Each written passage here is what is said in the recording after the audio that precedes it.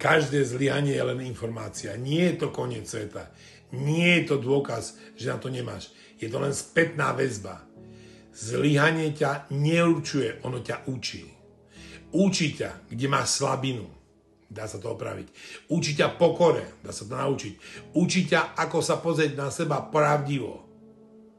A práve v tých momentoch, keď padneš na kolená, keď to nevíde, keď ťa bolí celé telo aj duša, práve tam sa ukrýva obrovská múdrosť. Nie o svete, ale o tebe samom.